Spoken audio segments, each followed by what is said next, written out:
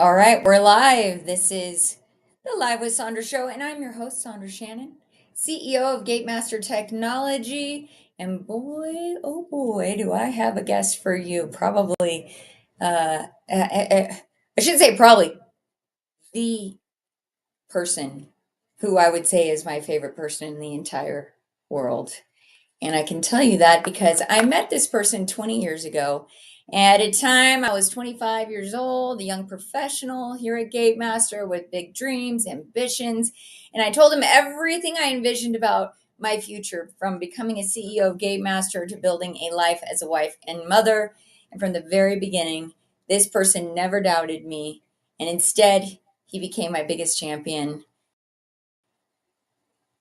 He's the one who convinced me that I could have it all, and he's been with me through every challenge and triumph in both business and life. And he stood by my side, and he's believed in me. Sometimes when I'm struggling, even when I don't believe in myself. And I'm very excited today to introduce you to Jake Shannon, my husband and Coach Jake. Before we get started, let me just tell you today we're going to be talking about how to unlock peak performance through coaching and strategies for boosting revenue. So, without further ado, let me introduce you to my husband and coach, Jake Shannon. Jake, welcome to the stage. Wow, what a great intro. Well, except for I didn't get to your bio. I was so excited to get you here. I have to admit to the audience. You know We what's great about this? Next time we have an argument, I'm just gonna freaking cue this up and I'm gonna just play it for you. Oh, well, you know what? I have to say I was getting a little choked up there. I was getting a little choked up because you are everything that was my introduction, but let me just tell the world who you are, because outside of all those amazing things that I said about you and how I feel about you, you are a dynamic entrepreneur, a business coach with a revolutionary impact in industries across the world. I'm really excited to tell everyone about what you do there. You're the number one elite business coach for Grant Cardone, empowering high performing entrepreneurs.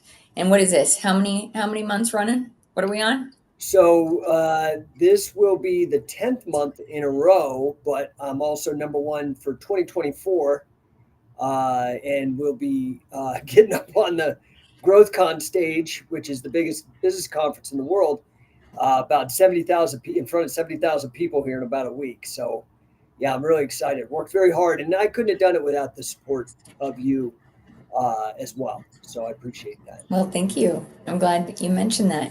Hey, and I'm not done talking about you. I also want to tell the world that you are the founder and head coach of Scientific Wrestling. You are the inventor of the Mace Bell. I've not yet told this audience much about the Mace Bell, so maybe you could tell us a little bit about that. But the Mace Bell sparked a global fitness movement. Some of you might be familiar with the Mace Bell. And I have to give myself props as the first woman on the planet to swing the mace on YouTube. And yeah, it was the prototype for this product that you made. You also hold a master's in financial engineering and specialize in performance metrics. Now, I have to tell you guys, this is my calculator. I use him often to do the math around the house. And then, last but not least, as with every guest, we talk about what you can't live without. And I'm very happy that he said his family. And we have That's three truth. kids. That's truth. Well, okay. So I really appreciate that intro. Like I said, anytime we have a tiff, I'm just going to be able to just bring this up and remind you of how much you love me.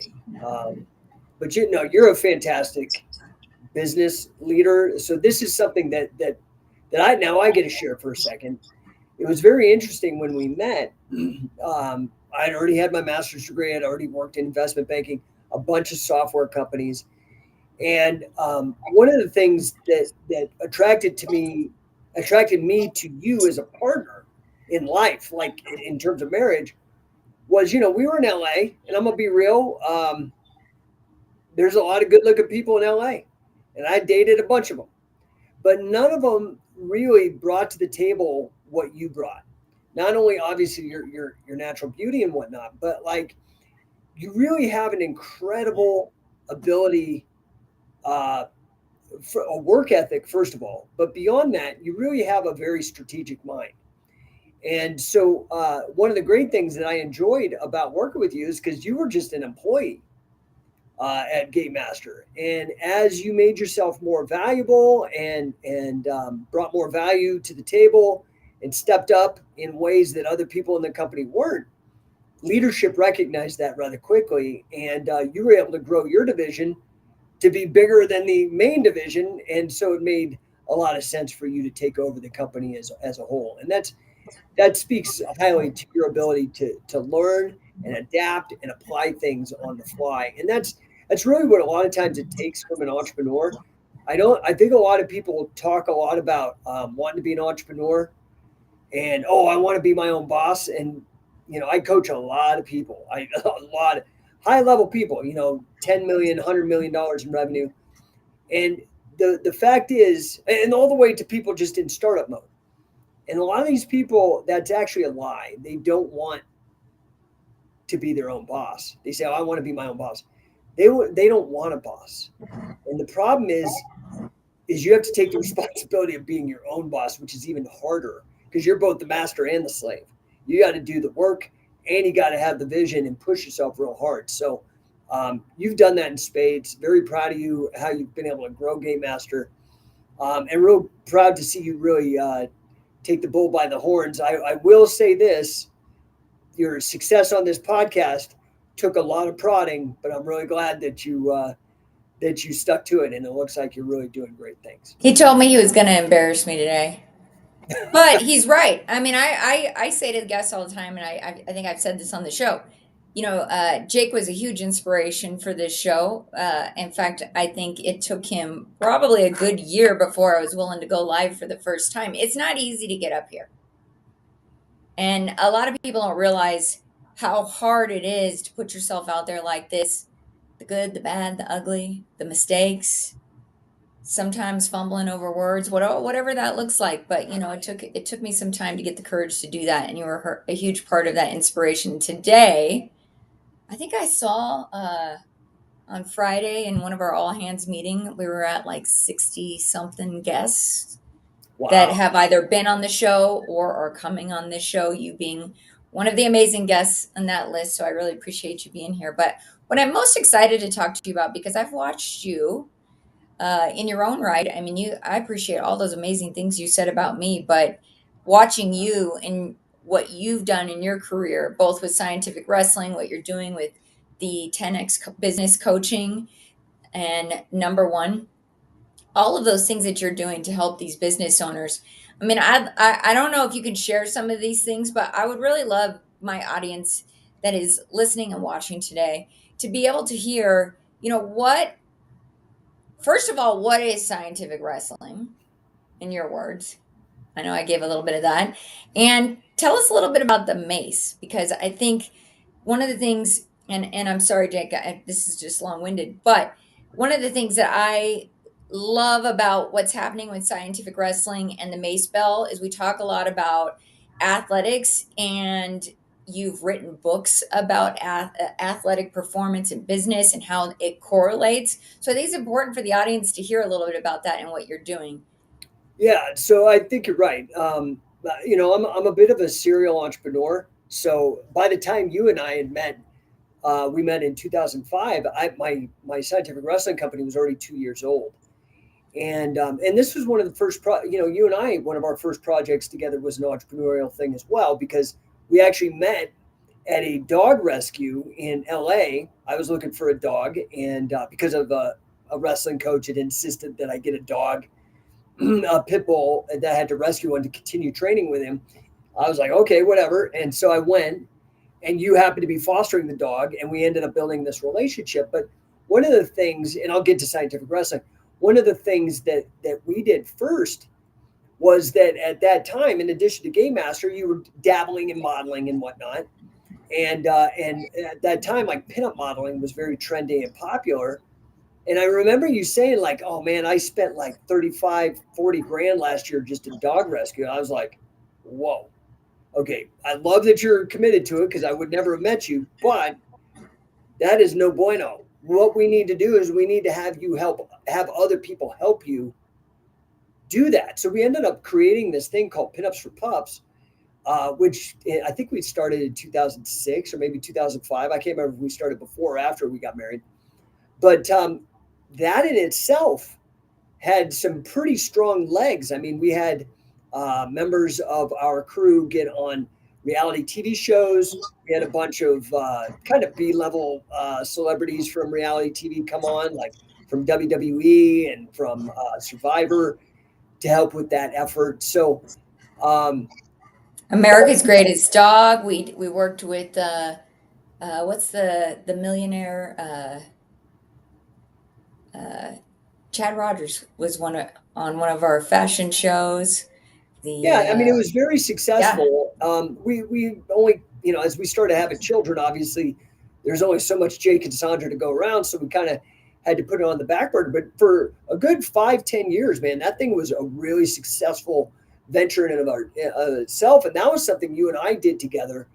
Um, I had started scientific wrestling a couple years earlier because I had a similar epiphany. I realized, oh my God, I'm spending so much money at this time. I'm going to be 52, but when I was younger, I was so obsessed with UFC. I went to the second UFC here in Denver back in '94, and I was obsessed, and I was spending all my money on this endeavor to learn how. And I said, all of a sudden, I just kind of had an epiphany, like, man, if I started a business, I could start writing all this off. And then I was like, well, beyond writing it off, I'm actually, because I buy so much and I'm attending these events, I'm becoming an expert. And because I was becoming an expert, people would actually pay me, especially if I could put together events and products. And that was really the genesis of scientific wrestling. And it's been fantastic. It's, as you know, taken me around the world. I've written 2 best-selling books. I've been a best-selling instructor for like a really big wrestling instructional company. Traveled Europe and America, helped tens of thousands of athletes just in this really weird little niche thing. One of the things that I developed along the way, that same man who his name was Carl, my wrestling coach, that told me to go adopt a pit bull. When I was training with him, he had this weird thing that he had picked up in India. And it was in India, they're called a Gada, Gada. You can Google it, Gada. Or you can just go Google mace bell or steel mace. There's all these different words for the same thing. Um, but I could not find one. And I wanted to have one, and I couldn't find it. And I talked to a woodworker, and it was like $400 to make one. I was like, to hell with that. And again, I took the same kind of mentality. I said, well, I can't be alone. I bet you other people would enjoy this. Why don't I just, instead of going getting one made for me, figure out how to get it manufactured? It's going to take the same amount of effort. And it was true. So I pitched the largest manufacturer of kettlebells, which I think everybody knows what a kettlebell is. By this time, they got them at Target, for Pete's sake. I contacted them, pitched them on the idea, showed them some video, and they were like, let's go. I was like, cool. And so we pushed that out. And now, I mean, even like people like Joe Rogan have their own version that they make and produce. And the company he's a part of, On It, which is in Austin, flew me out to honor me for inventing this a couple years ago. And it's really caught on like wildfire. So I'm a bit of a serial entrepreneur. When we were first married, I started, I was working, I had my master's degree in financial math, and I was working at the leading at the time originator of reverse mortgages, right? We all see like James Garner and these old dudes pitching this at like infomercials and everything. yeah. But I was working there early on, and I hated the corporate thing. I wanted a little more control, a little more time. You and I were going to start our own family. And so I actually convinced my boss to leave and start the first reverse mortgage consultancy, which is still going to this day, still crushing it. And in fact, I sold my shares, and that's what allowed us to get our home in Colorado, which is a ridiculously expensive market to buy a house in. So, entrepreneurship is a very, very, it's the American dream. It's the American dream. And what I have noticed, and maybe this is just my own perspective, kind of going to what you teed me up for nicely, thank you. was that I've noticed these parallels between sport performance and business performance. They're very similar in a lot of ways because there's competition, there's collaboration, there's points on the scoreboard or money in the bank, which however you want to count. There's metrics involved, statistics. There's a lot of real strong parallels, a lot of risk, a lot of effort, a lot of like really pushing yourself past what you think is humanly possible. Um, so this method that I've come up with, I call it sportify, which is like gamification, but you sportify. It's going a step beyond gamification. Well, and I would say too, if I could add to that, there's teamwork and sportsmanship, right? Yeah, Sometimes yeah. your team members are doing better Cooperation. than you, right? Which should be the way it is. You got to celebrate those things. You got to celebrate when a team member has a big win and all of those things, Well, and getting alignment in your team. You know, right? like like for example, I help a lot of people scale because obviously you start out as a solopreneur and then all of a sudden you quickly realize, oh crap, there's only so much me to go around, and then you become the speed bump. You become the bottleneck because you can't do more than what you can possibly do. And a lot of entrepreneurs are working 68 hours a week, and then it's like, Right. oh shit, I'm capped out. Pardon my language. But so you do need to get a team, but you want a team that's going to win, right? Right. And so it's just the mentality is very very complementary. So, and this is, I think it bears itself. You could see that people who have taken some sort of athletic, competitive, cooperative but competitive training, coaching, they do really well in business because it's a very similar mindset and work level and effort level. Well, then that kind of brings up a question that I have for you because and we've talked a little bit about the coaching that you're doing with the 10x business coaching and number one, your company. And when we look at that, what do you think or how do you drive better performance and productivity from teams? I know that you mentioned having a team that wins, but what do you see being the steps that people take to get there? I mean, it was really actually so. This is a great segue because I mean, what Grant Cardone has meant to me personally in my own professional journey. You were like, well, this is my husband and my coach, right? And we joke about that. That I should get a business card that says, lover and consultant or whatever. But part of it is that I had reached my own plateaus. Because I had worked in software companies, like two or three pretty good sized Advent Software, Financial Engineering Associates, these software companies, and I was in the support department doing something not all different than what you were doing when we met. I was able to share with you some of these best practices and you and Tiffany and the team, and but I had never studied revenue strategy. Right? I was a financial mathematician. I was a statistician. I was very technical. And so I understood structure. I understood a lot of this stuff. I'd worked in investment banking.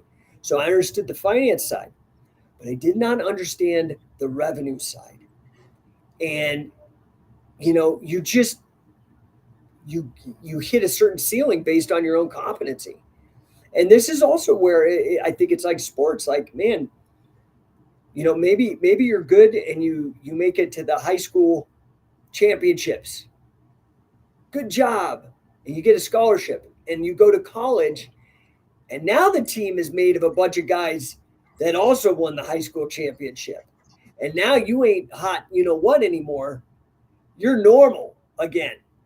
What are you going to do once you hit that? So this is, you stepped up, you got better coaches, you got all these things. And so that's really, I heard Grant give a talk once. It was kind of a confluence of events, which speaks to Grant's approach too, which is this what he calls omnipresence or multi-channel marketing. Like, and it's aggressive. It's to cut through the noise. Your average person sees 1,500 ads a day when they're scrolling on the toilet or laying in bed or at a stop sign. Or, dude, you see Right. 50 people are inoculated. So you have to figure out how to cut through that noise. And Grant's the master at this. And so I saw a couple things. I saw this one speech that he gave It's called the 100% philosophy or go all the way. I think you can find it on YouTube. Fantastic. And I listened to it and I'm like, my God, this sounds like a sports coach doing business. That clicked something for me. Then during that fiasco of lockdowns, the whole I thought I was a good risk analyst, but I never in a million years thought they'd turn the whole planet off. Okay. And I'm sorry, I don't want to necessarily be controversial, but I, there should be people in jail that were in positions of power for their abuse of power, for the homes they destroyed, for the lives they affected. We know that some of the stuff they did really has been very, very toxic to people. That was an awful time period.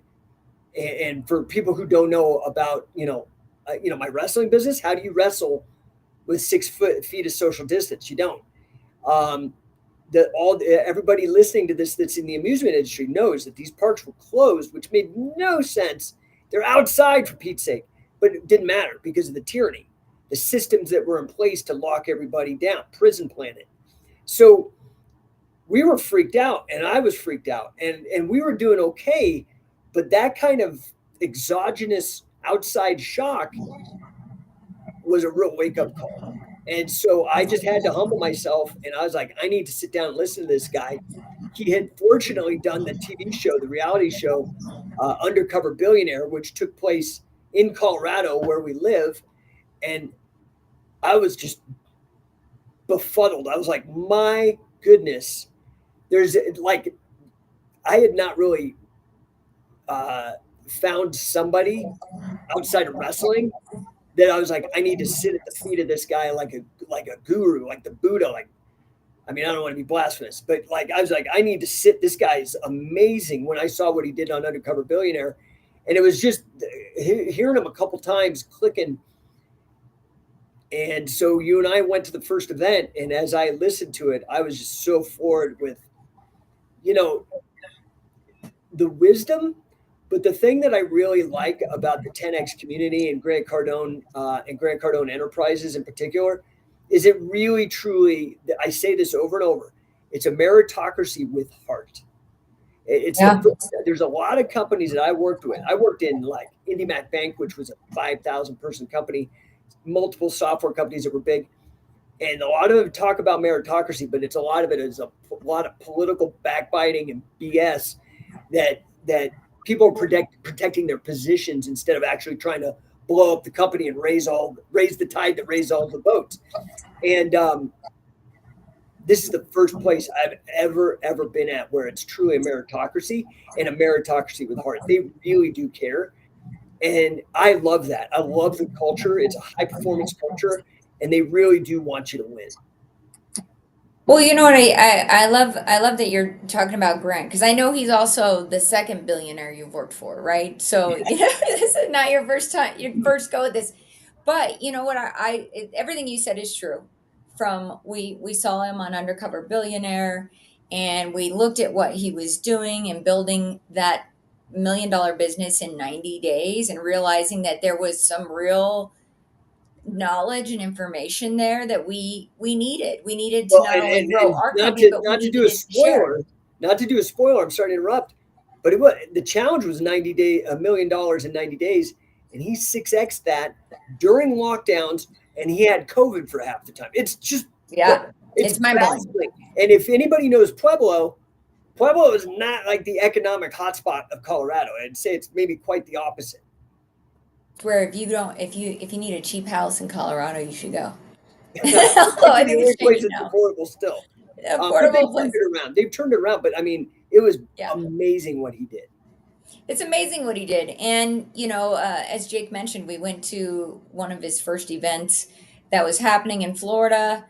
Thank God for Florida because they just kept on going, which is great for attractions. It was also great for us because we got to go be with other business owners and entrepreneurs, find strength in a community of people who are trying to build, and then to be around that kind of information, both from Grant and Elena. I'm a graduate of all of Elena's masterminds. I don't know how many of us are out there, but she is. Uh, truly one of my, I consider one of my mentors Well, and Grant somebody gives her who's helped me. response. It gives her credit for helping him become a billionaire. Like he wouldn't have done it without her. Like literally, it was her idea. Yeah, and when being around a couple like that, especially as a couple who works together, who has aligned goals. I know this is not part of what we're going to talk about, but one of the things that I wanted to mention on the show today is because people often ask me, how do we get along? How do we make this all work with kids and family, me running my companies, you running your companies, and then also coming together as one unit all the time and having to make sure that everybody's successful. And what I love about I think we always did this.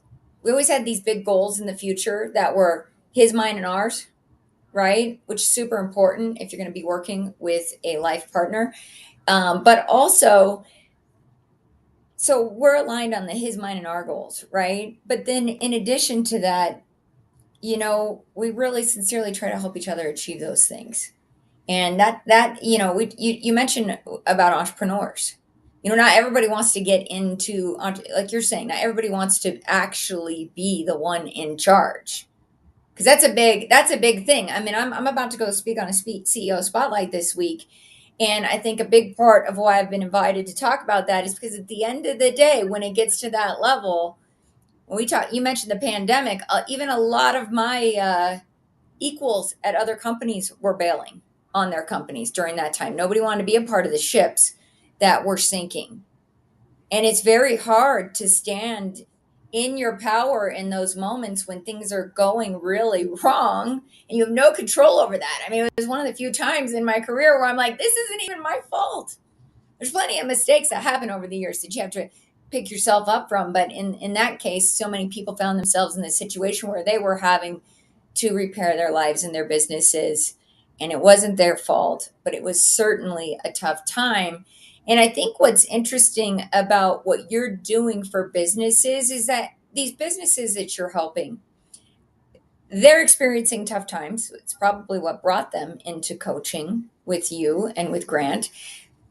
They're experiencing hard times in their business, and that might just be a hard time with scaling, right? Because as like you said, you may find yourself being the bottleneck in your company.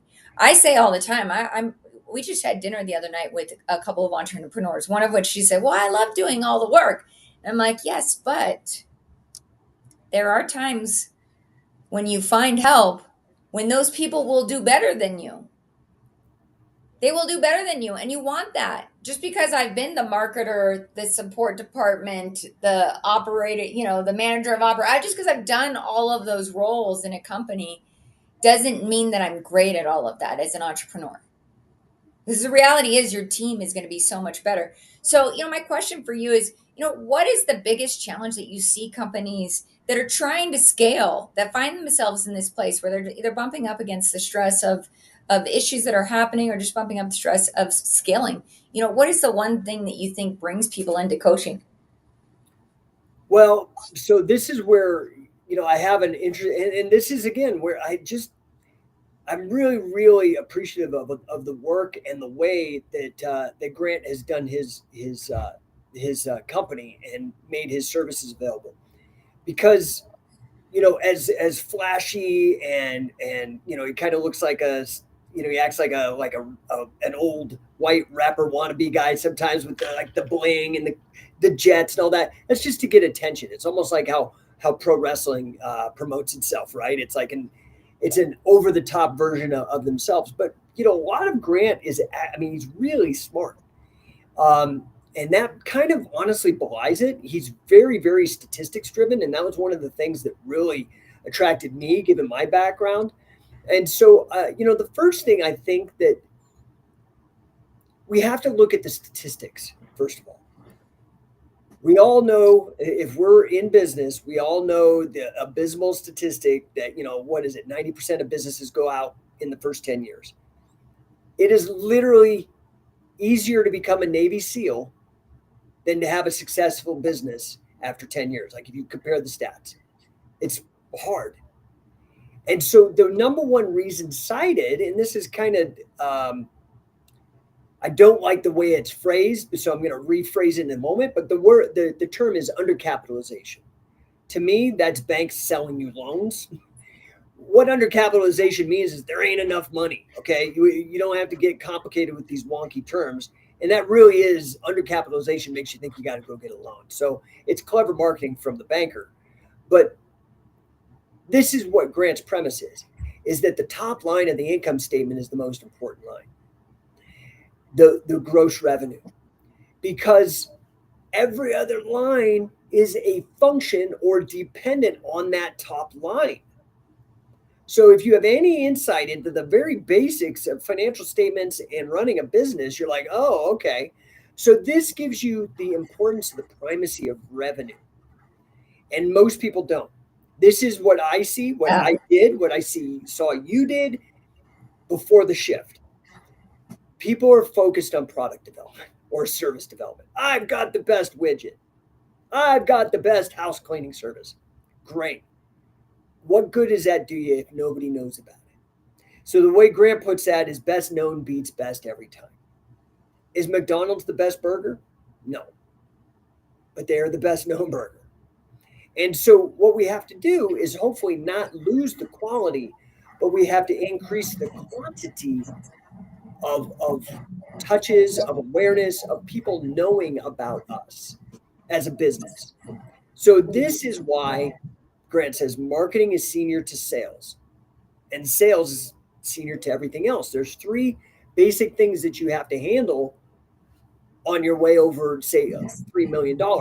Another brilliant partner that Grant's really brilliant at bringing in great partners, and one of them is a guy named Brandon Dawson, and he talks about these break points, where what's a startup, what's a company that's growing, where's a company maturing, like these break points.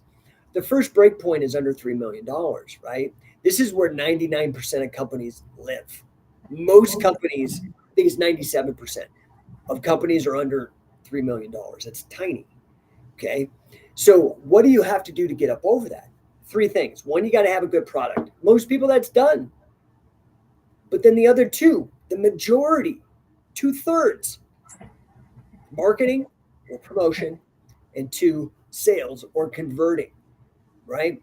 And so I think that the number one thing people have to grasp is you have to get known. You have to go get attention. And again, we live in this age where people see 1,500 ads a day. So you have to be aggressive. You have to get out there if you don't have millions to spend on ads. But there's ways to do it. There are ways to go out there and get in front of your targeted audience, like what we're doing right now. All this is presence of mind and discipline and persistence. But it is that getting in front of the people. That's the first most important thing that I think everybody needs to figure out. Now, if I may, one of the things that I'm really excited about, in particular for Gate Master and for the people that are watching this show, is that I've been with Grant now for a little over 3 years, and I'm his number one coach of all, and it's highly competitive. I'm the number one guy for the entire year 2024 without get pulled up in front of 70,000 people on the GrowthCon stage happening in about a week. I've been doing it for a while, and now I'm very excited because as of about a week ago, now you and Tiffany are both able to come in as coaches and leverage this information. Of course, I'm always happy to help if somebody wants to talk to me, but you have lived this and experienced this in the last couple of years, to learn these tricks that, it's not, it really is like being an athlete. You've got to perform. You've got to be consistent. You've got to show up to practice every day. You've got to train. And you've got to get out there and get beat up sometimes. That's what it takes, but you got to do it on the revenue side. So I'm real excited about that. And you got to show up, showing up. You don't So show up to practice. all the people that are in the attractions industry now, if you're having a hard time, you said, what's the biggest thing to tell people scale and grow? Revenue is the number one thing. Yes. Now, Game Master is partnering with Cardone Enterprises And now we're able to offer that to anybody. You want your employees trained on the #1 sales and marketing training platform, that's responsible for over 1 billion different transactions. That's Cardone University, for example. We can help you get your team on there. It helps with engagement, with alignment, all those kind of things. So I'm very, very excited because I think the attractions industry really needs that. That's the first step, is revenue. The second step on scaling is you have to really step into your role as a leader.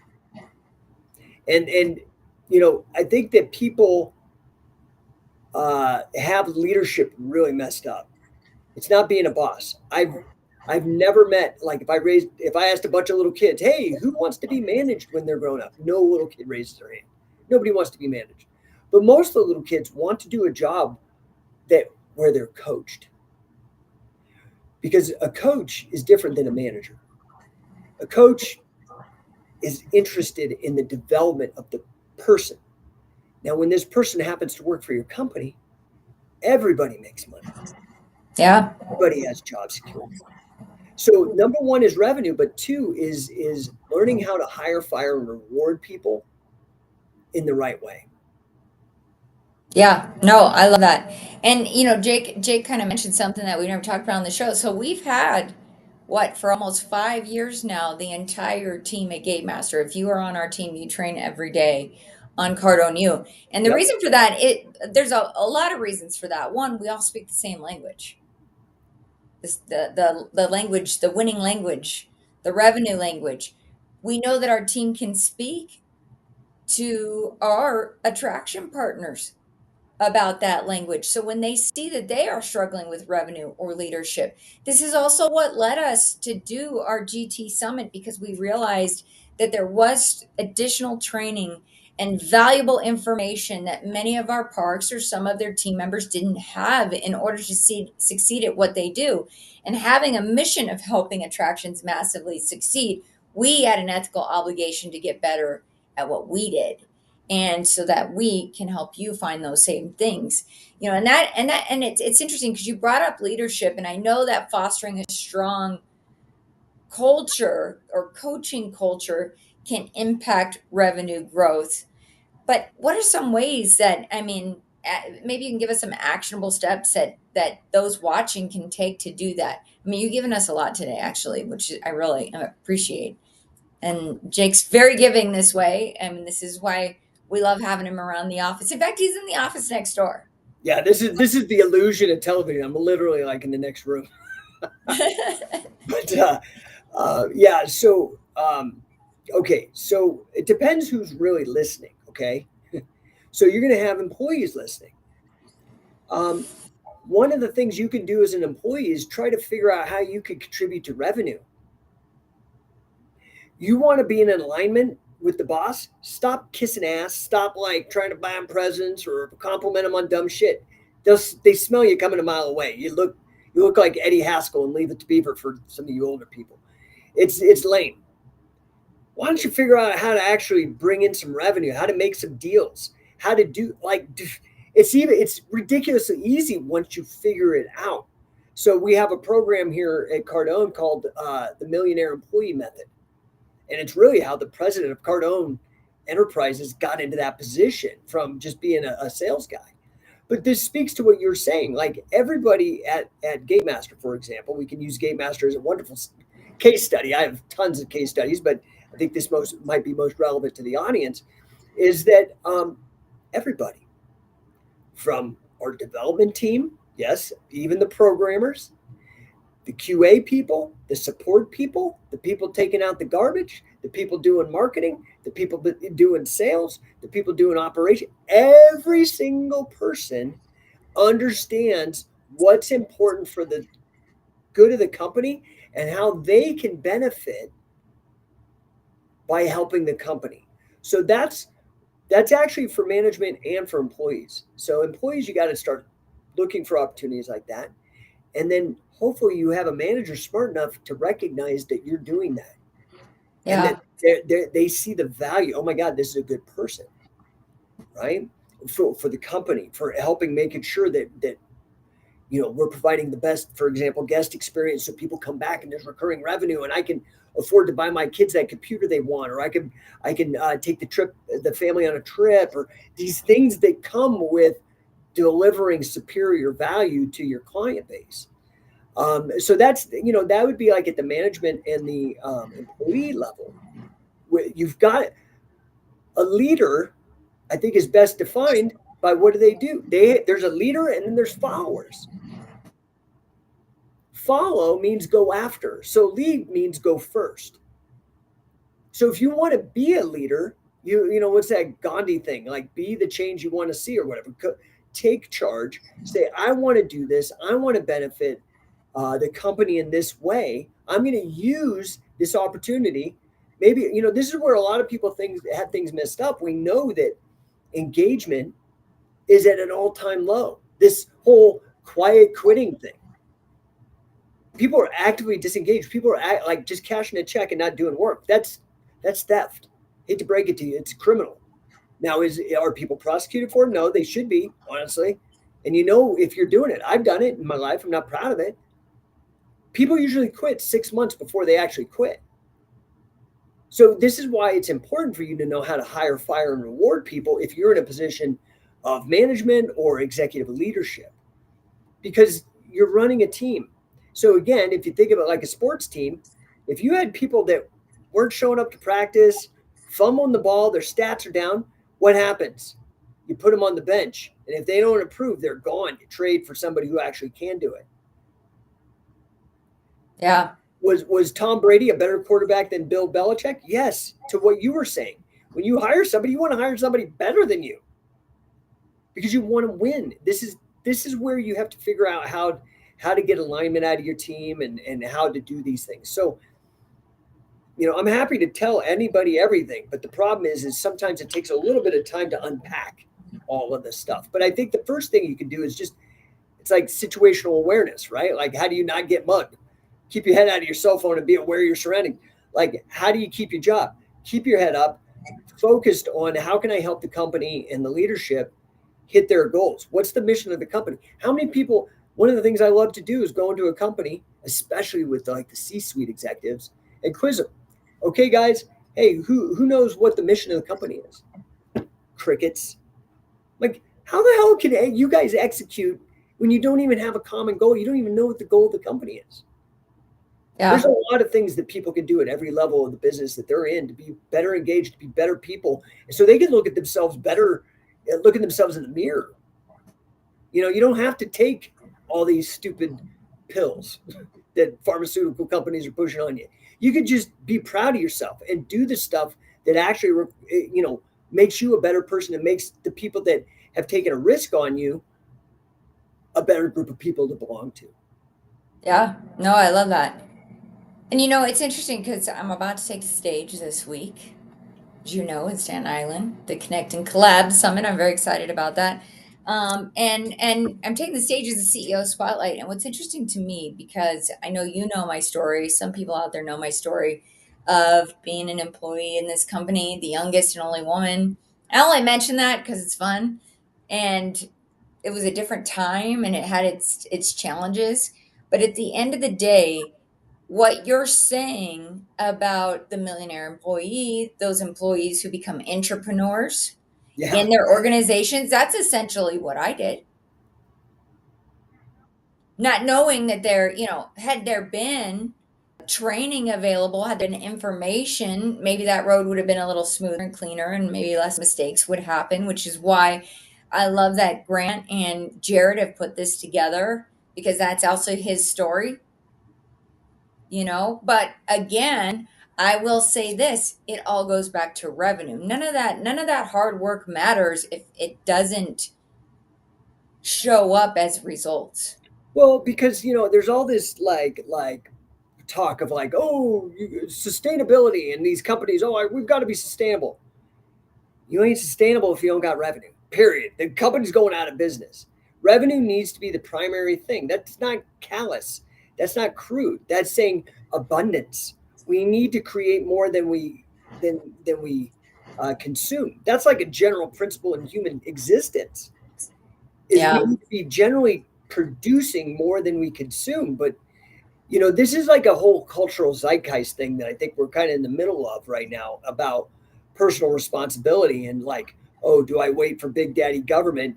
Yeah, that $700 check from during lockdowns that didn't go very far. When I got 3 kids and a house payment, and it's like I need to be responsible. I need to be in charge of things. I need to do this, and you can do that with a group of like-minded people. Now, the thing that I like about Game Master offering the 10X suite of trainings is that usually you had to be a Disney. You had to be a gigantic megalith that could afford to bring in this kind of professional development training for your team. But what we've done is through this partnership, this is something that you can bring on to your team. And obviously, it's a write off and all that kind of stuff. I can tell you off my, because I'm a math guy, off of my own case studies, I'm getting people a over 1,000% return on their investment in coaching. Money, monetary. So you spend 25,000 with me, you're going to get Yeah.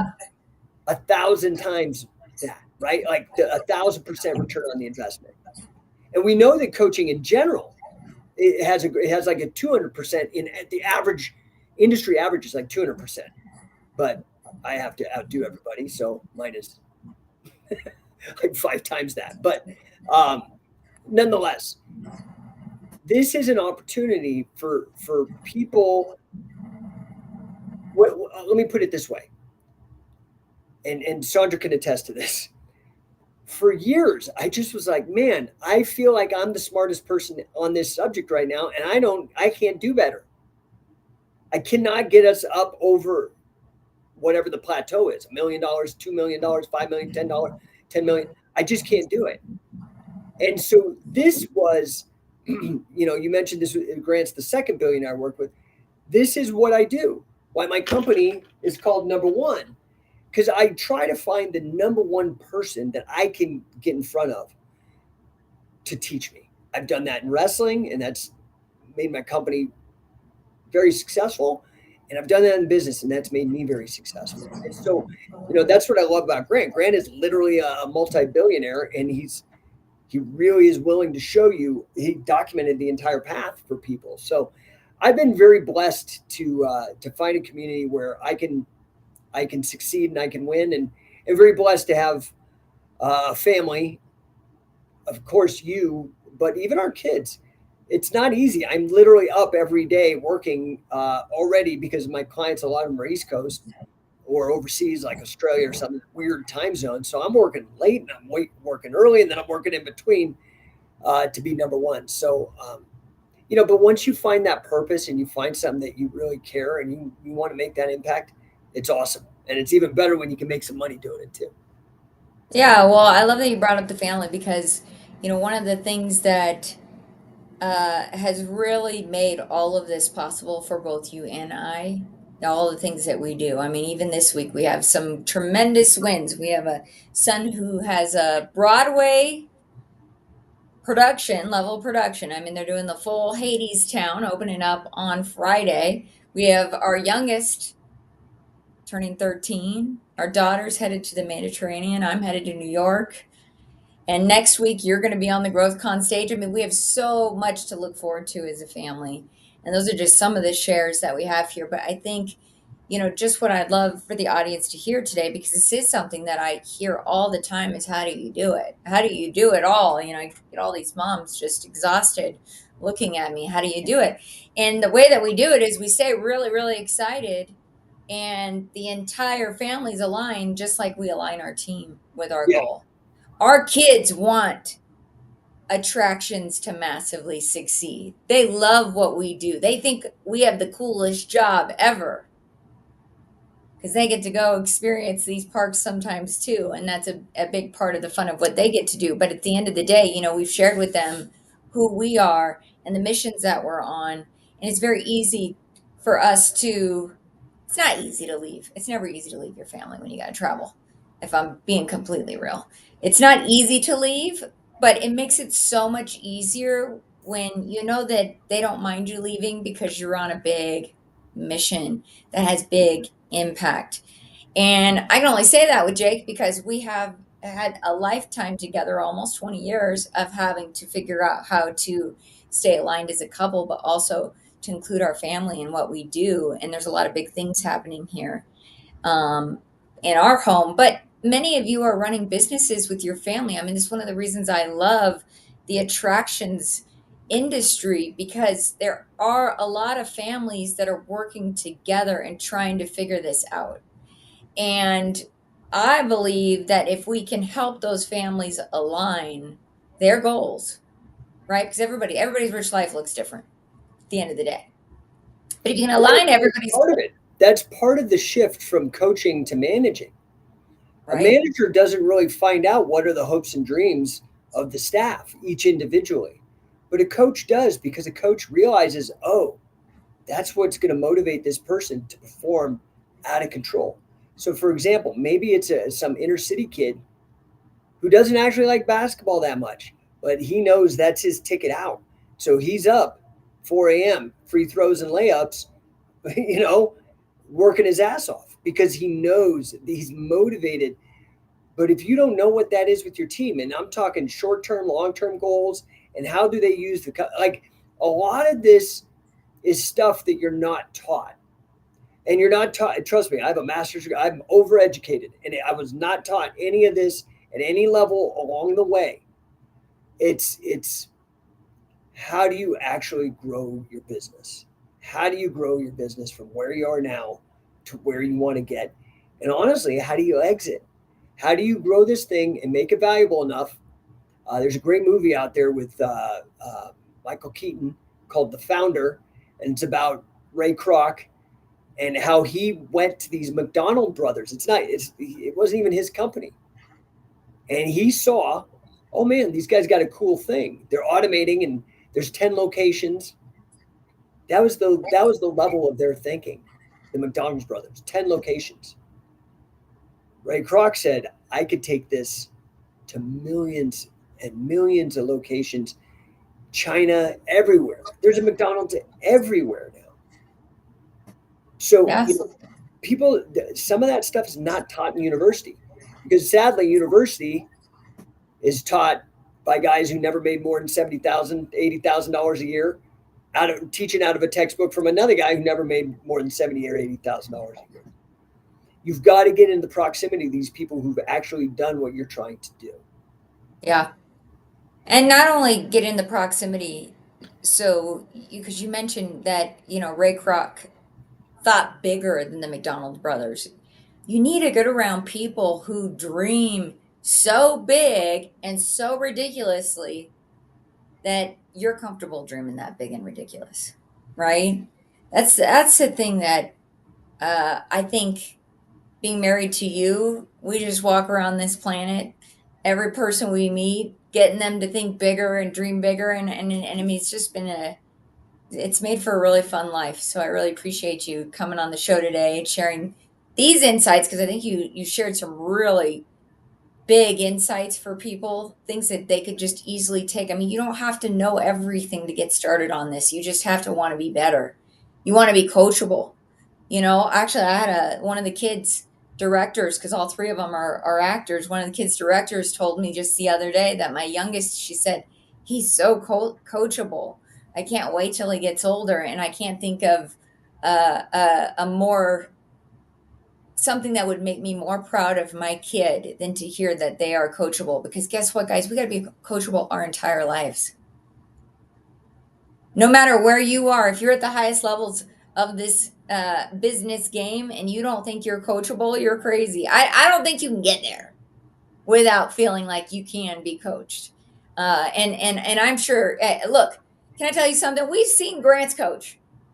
He has no problem saying this is my mentor, right? So we know that at the highest levels of business, where we're talking billions, those people are being coached. So if you think you are too good to be coached, you are probably mistaken. So, yeah, go out there, get yourself a coach, be a coach, right? We had IAPA on the show last week, and they're talking about their mentor mentee program. Get involved in the coaching of others so you can see that kind of impact that it has on the people around you so you can take that back to your businesses and your teams. This is so important. So thank you, Jake, for being here today, for being who you are, being somebody who inspires me, being somebody who inspires the team. Jake shows up to our meeting and gets everybody all hyped up. Our all hands meetings gets everybody hyped up, and it's always fun to see his face on the calls. And I know everybody appreciates the insights that he has. And if you're ever in the office here with us, I hope you do come out to our GT Summit happening April 9th and 10th. You might even hear Jake yelling at somebody down the hall. Well, I am going to be speaking, so I promise I'll try to keep yelling at the attendees to a minimum. But yeah, you can hear me. It's like everybody walks by, they're like, dude, I could tell you're in the office today. So, But um, they're thanking you, right? Because a lot of times it's because you care. You care about their success. You care about their goals. You care about them achieving what they want. Sometimes a coach cares more than you do at times. And that is why at the beginning of this show I mentioned that even at times when I've struggled with my own believing in myself, I've been so lucky to have a partner who believed in me even in those moments where I was struggling.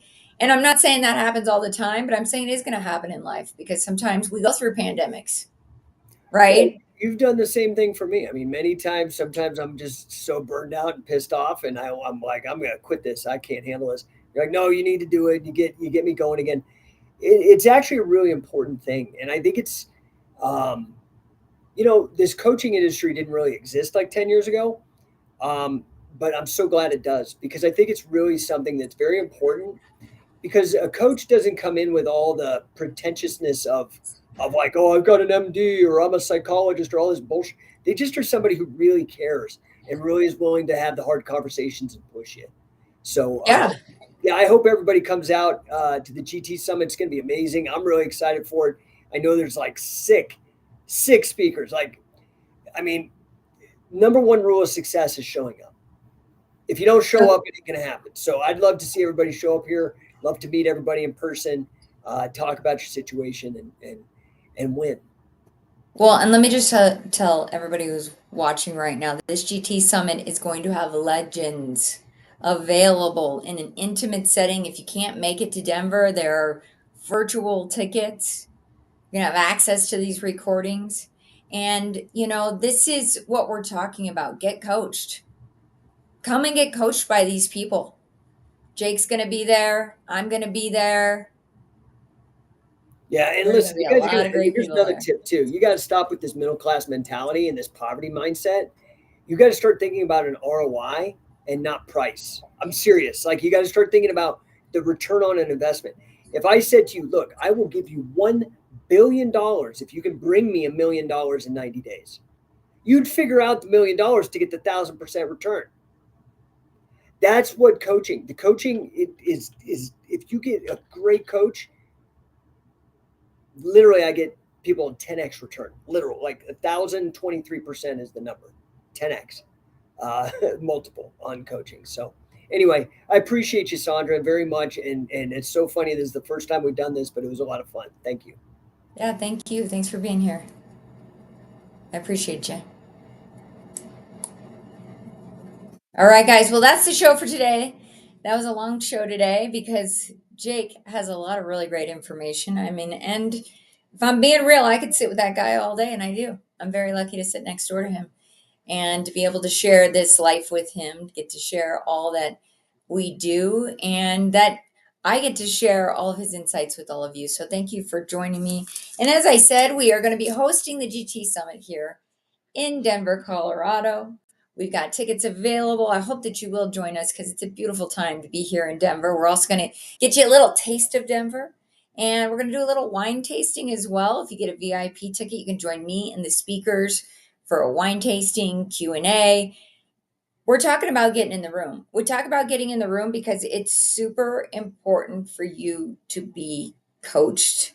It's super important for you to be around other people who are doing what you're doing, who have ideas, who want to collaborate. We're going to have Deanna Jean talking about collaboration. She's going to be doing some talks about how to know what type of collaborators each of your team members are. I mean, would you like to know where your team stands when it comes to collaboration? She's going to be talking about that. So join us April 9th and 10th. I believe there's a link in the chat. We'd love to have you join us. And I think there's just going to be so much great information for you that you're going to be able to take back to this season and create that revenue that you're looking for. And, we have a promise here at Gate Master that you're going to see anywhere between a 20 and 40% increase in revenue. And even if we could just make a fraction of that happen, I hope that you understand that it's just about getting that revenue up. We've got to get that revenue up because you don't have a business without it. There's no such thing as a business with no revenue. I guess there are nonprofits, but we're not talking about those guys, right? We're talking about those of you, especially those of you running a family business. That's where the heart for me is those of you out there running businesses where your families are depending on it and everybody's drinking from that same well. You want to be successful and you want to make sure that there's water there. So let's get you guys the information that you need and have you join us at the GT Summit. Thank you for listening to today's show. I'm excited for you to see Jake on stage April 9th and 10th. And if you, like Jake or any of the guests that have been on the show, would like to share your industry insights and knowledge, visit livewithsondra.com. There's a guest form there, and you could be one of those guests that comes on here and helps attractions massively succeed because you shared that information with all of us. Thank you again for listening. I appreciate all of you out there. Until next time, go out there and be great.